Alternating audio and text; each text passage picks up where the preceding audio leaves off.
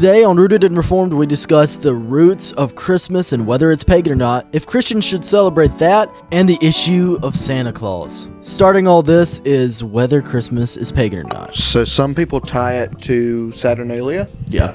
Or Sol Invictus, which Sol Invictus was a Roman festival celebrating the sun from the December 17th to December 24th, tied to the winter solstice. But there's not actually any hard proof that it was co-opted. Christmas actually came from the Catholics saying the Mass of Christ. Mm-hmm. So as in the Mass of Christ. So some parts of Christmas, like traditions like candles and hanging of greens and stuff, actually came from pagan holidays like Sol Invictus, Saturnalia. But they've been successfully co-opted into the Christmas holiday. Let's talk about Christmas trees. Are Christmas trees pagan? This one's fun because some people consider Christmas trees like idol worship. Straight like up. They're from the... Where is it in Jeremiah? So the KJV is what makes people confused about it, because it sounds just like a Christmas tree from KJV. Okay. Because they mistranslated it. It's Jeremiah 10:3. For the customs of the people are vain. For one cutteth a tree out of the forest, the works of the hands of the workman with the axe. They deck it with silver and with gold, and they fasten it with nails and with hammers, that it move not. They are upright as the palm tree, but speak not. They must needs be born, because they cannot go. Be not afraid of them, for they cannot do evil, neither also is it in them to do good. That sounds like a Christmas tree, doesn't it? Yeah. The way that it was translated would have been really clear, and this is trouble that shows up sometimes in the KJV, is at the time that it was translated in the use of English, it would have been really clear what they meant. Mm-hmm. But English isn't spoken like that anymore, so the way that it's translated in archaic English confuses modern readers as to what it's trying to say because of the way that it's spoken. ESV, in verse 3, says, a tree from the forest is cut down and worked with an axe by the hands of the craftsman. So what we're saying is, not only was it decorated, but it was also carved. It was an idol. So the moral of the story is, unless you're worshiping your Christmas tree, you shouldn't have a problem with a Christmas tree in your home. Yeah. Have you heard the story of Boniface? Boniface? Yeah, there's a Christian. Okay. And these people were worshiping a tree. And they're saying, this is Thor's tree. So Boniface looks at this Thor tree and cuts it down. And points to a cedar tree and says, put this in your home, decorate it in your home to remind you of Christ. So that was part of the whole Christmas tree thing. Okay, so that was a Christian named Boniface. So they expected him to get struck by lightning. Yeah. Next, we gave our thoughts on Santa Claus. Continue the conversation. Where do you stand on Santa? Where do I stand on Santa? You're going to make me do this. Yeah, I'm down, bro. You're going to make me do this. You told me you have thoughts. I have thoughts, but that doesn't mean I want to share my thoughts. If you don't want to, you don't have to. Okay, so I see some... You know who Justin Peters is? Yeah. So Justin Peters has a really good thing called, if you've never heard it, it's called Santa Pause. Mm-hmm. It's basically where he looks at the origins and stuff of Santa. So my personal opinion is that it's not a good idea to lie to children and tell them Santa Claus is real for reasons past Santa Claus. I mean, the Bible clearly says do not lie. Yeah. So there's a issue in that. One of the points that Justin Peters makes in the Santa Claus video is that Santa Claus, in a way, takes away from some of the glory of Christ because he shares a lot of God's attributes. Yeah. Have you ever thought, even more than...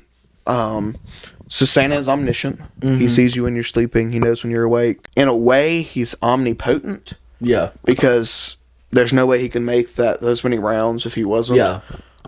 Here's one that not a lot of people think about. Santa Claus is good of his own nature. Yeah. And so the Bible clearly says none are good. No, not one. Not even Santa Claus. Yeah, and it gives you have to be good for Santa to deliver you presents.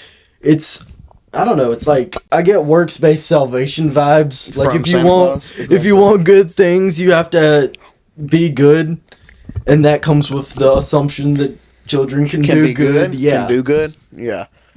We did Santa Claus. We don't do Santa Claus anymore. It confused me as a kid, and I didn't think I was going to cut this deep.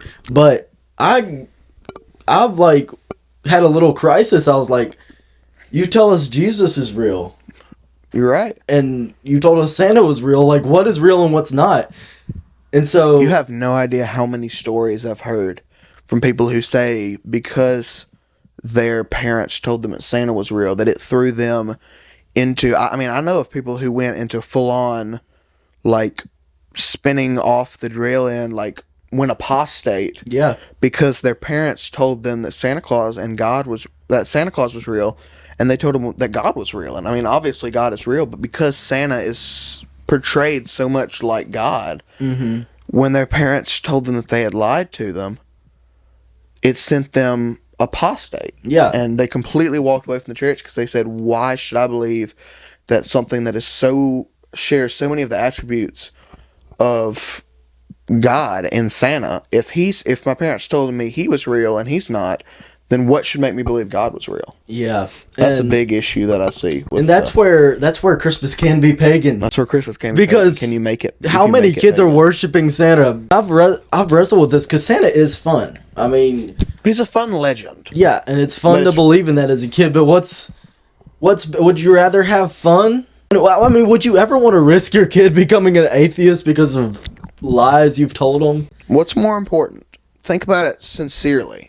What's more important? Is it children having fun in a harmless legend like Santa Claus while running the risk of doing eternal damage to your children's eternal souls? That's where you get into whether Christians should celebrate Christmas. Because if you're only focused on the festivities and the Christmas trees and the presents and the fun, I honestly think you can get so caught up in it that you shouldn't celebrate Christmas. If you're a Christian that gets caught up in all the stuff instead of Christ, then I think, no, you shouldn't take part in it. And that hurts me because I would be a victim of doing such things. I've fell into the trap of looking at all the other stuff instead of Christ. And commercialism. Yeah, the commercialism trap and the selfishness trap. And it's really not good to fall into because it's so self-centered and not glorifying to God. And as I became a Christian, Christmas is so much better because you know why you're celebrating it and you get to see the goodness of Jesus, and that's better than all the fake worldly commercialism. It's better than all that we fall to because that stuff doesn't satisfy and the gospel does and the truth does.